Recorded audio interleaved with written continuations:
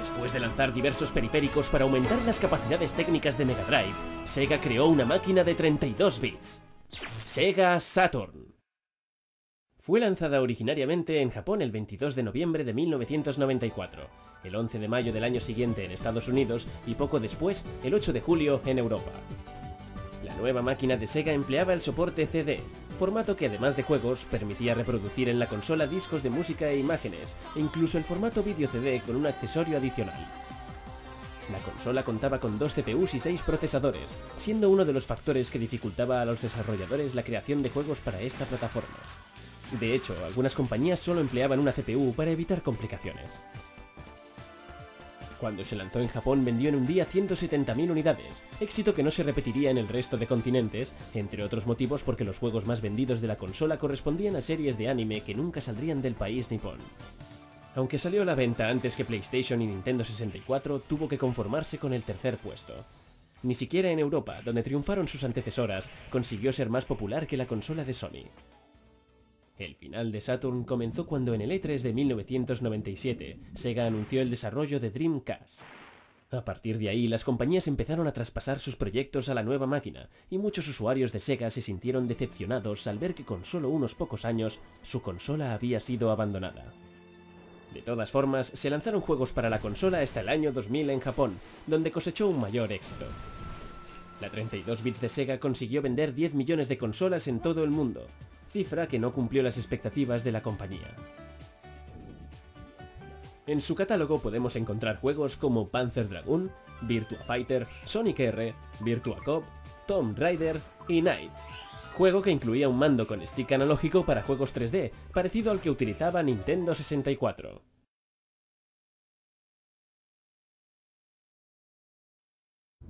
Desde 1986, Nintendo y Sony tenían un acuerdo para que en años posteriores se implantara el formato CD-ROM en las consolas de Nintendo, quien estaba muy interesada en este soporte desde la época de Famicom. Las dos compañías gozaban de una buena relación, tanto que la propia Super Nintendo empleaba un chip de sonido de Sony. Como comentamos en el capítulo anterior, Sony estaba trabajando en la Super Nintendo PlayStation, cuyo principal desarrollador era Ken Kutaragi, y que sería anunciada en el Consumer Electronics Show de 1989. Pero cuando Hiroshi Yamauchi, el presidente de Nintendo por aquel entonces, analizó el contrato con Sony, descubrió una cláusula por la cual todos los juegos publicados en el formato CD en las máquinas de Nintendo pasarían a estar bajo el control de Sony. Yamauchi, furioso, consideró inaceptable el contrato y canceló secretamente el proyecto. Justo el día de la presentación del nuevo dispositivo, Nintendo dijo que ya no trabajaba con Sony, sino con Philips. Esta noticia cogió por sorpresa a Sony, que se mostraba optimista en cuanto al futuro de su PlayStation con Nintendo.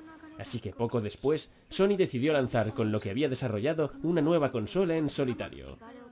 Así que en septiembre de 1991 se pusieron a la venta las primeras consolas de Sony, limitadas a 200 unidades. Hubo que esperar hasta el 3 de diciembre de 1994 para que la PlayStation definitiva saliera a la venta en Japón, y un año más tarde en el resto del mundo. La máquina de Sony era una consola de 32 bits que empleaba el soporte CD y permitía utilizar 2 mandos e introducir 2 tarjetas de memoria. Con el paso del tiempo se fue haciendo más popular y las empresas empezaron a desarrollar sus juegos para la plataforma de Sony. Al cabo de 10 años había vendido más de 102 millones de unidades, convirtiéndose en la consola doméstica más vendida de la historia hasta el momento. Sony PlayStation sufrió una serie de modificaciones a lo largo de su vida. Al mando original, basado en el de Super Nintendo pero con 2 Ls y 2 Rs en lugar de uno de cada, se le añadieron más adelante 2 sticks analógicos y recibió el nombre de Dual Analog. Poco después incluyó además un sistema de vibración, pasando a llamarse DualShock. Además del mando, se hicieron varias versiones de la consola, como Net Yaroze, un modelo de PlayStation en color negro que permitía desarrollar a los usuarios sus propios juegos, además de no tener protección regional. Y en el año 2000 se lanzó PS1, la última y más reducida versión de la consola. La máquina de Sony fue la primera consola en la que el uso de mod chips era algo habitual. Aunque Sony intentó ponerle distintos tipos de protección, era posible hacer funcionar copias ilegales de los juegos con suma facilidad, algo que en cierta forma la hizo más popular. Algunos de sus variados periféricos son el volante, la guitarra o la caña de pescar, y en su enorme catálogo cuenta con juegos tan aclamados como Final Fantasy VII, Gran Turismo, Grand Theft Auto o Tomb Raider. Actualmente algunos de sus juegos se pueden descargar desde la PlayStation Store de PlayStation 3 para utilizarlos en ella o en la portátil PSP. Después del enorme éxito de Super Nintendo, la compañía nipona se propuso realizar la consola más potente del mercado, dejando de lado los 32 bits que empleaban la mayoría de sus rivales para crear una máquina de 64 bits bajo el nombre Project Reality. Tras varios años de desarrollo con las compañías Silicon Graphics y MiX Technologies, se lanzó en Japón el 23 de junio de 1996 Nintendo 64, acompañada de 3 juegos: Super Mario 64, Pilot Wings 64 y Saikyo Habu Shogi, juego de simulación que nunca llegó a Occidente. Poco después, el 29 de septiembre del mismo año, se lanzó en Norteamérica bajo el mismo nombre, a pesar de que tiempo atrás se anunció que se llamaría Nintendo Ultra 64. Hubo que esperar hasta mediados de 1997 para que la consola llegara a Europa y Sudamérica. Inicialmente creó una gran expectación, muchos pensaban que se convertiría en la ganadora de esa generación, pero el paso del tiempo demostró que estaban equivocados. Nintendo 64 trajo una serie de novedades nunca vistas en una consola. Además de su enorme potencia gráfica, fue la primera consola de las recientes generaciones en tener 4 puertos para mandos integrados, sin necesidad de utilizar un multitap. También fue la primera en incluir en su mando un pad direccional y un stick analógico, ideal para controlar los juegos 3D, 4 botones específicos para el control de la cámara y vibración con el uso del Rumble Pack.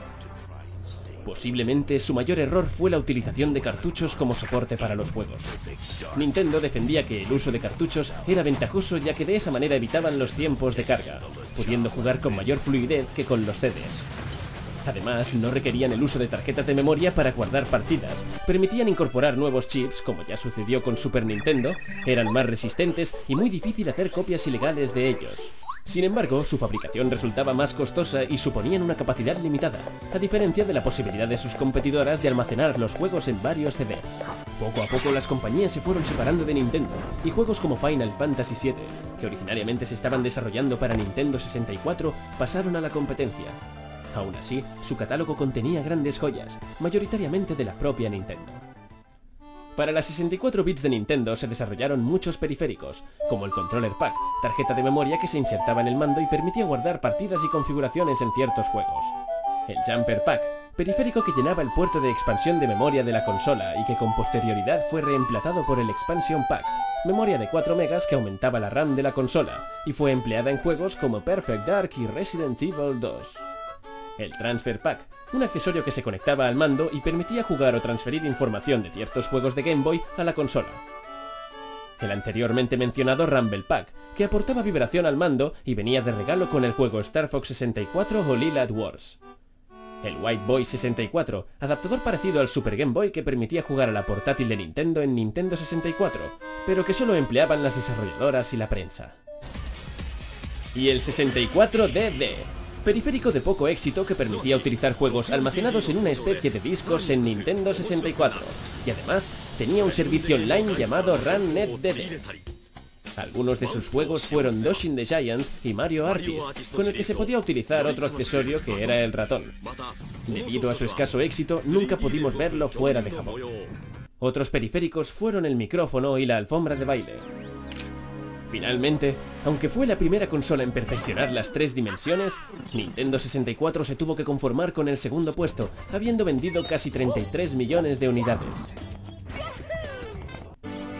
Algunos de los juegos a destacar en su catálogo son Super Mario 64, Zelda Ocarina of Time, GoldenEye, Banjo-Kazooie y Super Smash Bros.